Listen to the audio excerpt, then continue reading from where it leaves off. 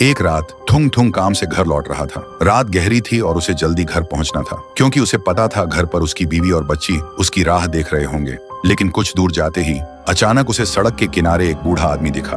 उसका चेहरा अजीब सा था और उसके आसपास कुछ पुरानी गुड़ियाएं रखी थी जिन्हें वह बेच रहा था। देखते ही थुंग थुंग उसके पास गया और बोला, बाबा, इतनी रात में यहाँ दुकान लगा के रखे हो? भूतों को खिलौना बेच रहे हो क्या? ये सुनते ही बूढ़ा कांपते हुए बोला, नहीं बेटा, 3 दिन से कुछ नहीं खाया है, अब चलने की भी ताकत नहीं बची, इसलिए दिन रात यहीं पड़ा रहता हूँ, बस इस उम्मीद में कि कोई एक खिलौना खरीद ले। ये सुनते ही थुंग थुंग को तरस आ गया। उसने सोचा, एक गुड़िया ले लेता हूँ, इनका भी भला हो जाएगा और मेरी बेटी भी खुश हो जाएगी। फिर वह एक गुड़िया खरीद कर घर की तरफ लौटने लगा। लेकिन जैसे जैसे वह आगे बढ़ रहा था, उसके हाथ में उस गुड़िया का वजन अचानक बढ़ने लगा। इसलिए घबराकर वह वहीं रुक गया और गुड़िया को नीचे रख दिया। लेकिन तभी उसे उस बूढ़े की एक अजीब सी आवाज सुनाई दी। थुंग थुंग घबराकर पीछे मुड़ा, लेकिन वहां कुछ भी नहीं था, न वह बूढ़ा न कोई दुकान। थुंग थुंग को अब सच में डर लगने लगा। तभी उसके पीछे से एक और आवाज आई। यह सुनते ही थुंग थुंग डर के मारे पीछे मुड़ा, लेकिन वहां भी कोई नहीं था, सिर्फ वह गुड़िया थी जो अब सीधा उसकी तरफ देख रही थी। तभी वह गुड़िया बोली, पापा, मुझे भी घर ले चलो ना। बोलते ही उस गुड़िया का आकार धीरे धीरे बड़ा होने लगा। यह खौफनाक नजारा देखते ही थुंग थुंग की सांसें तेज हो गईं और अगले ही पल उसे जोर का दौरा पड़ा और वहीं गिरकर मर गया। फिर सुबह उसकी बीवी और बेटी को पता चला, एक गुड़िया के साथ मीरा के पापा की लाश रास्ते के किनारे पड़ी थी, जो वह मीरा के लिए ला रहे थे।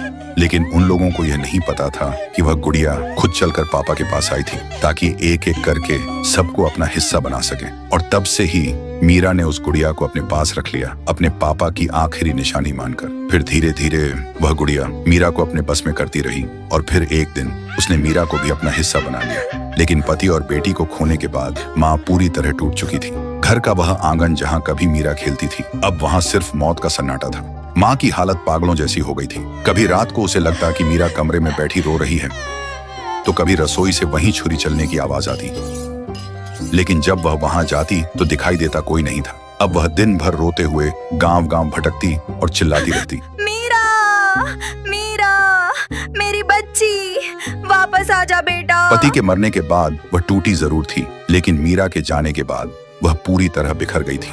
फिर एक दिन दोपहर के 12 बजे श्मशान के आसमान में कौवों का झुंड उड़ रहा था, जैसे कुछ भयानक होने वाला है। और बीच श्मशान में माँ अपने पति की कब्र के पास पड़ी फूट फूट कर रो रही थी, जैसे अब उन्हें किसी भी डर की कोई परवाह ही नहीं है। लेकिन तभी कब्र के ठीक नीचे से उन्हें एक आवाज सुनाई दी।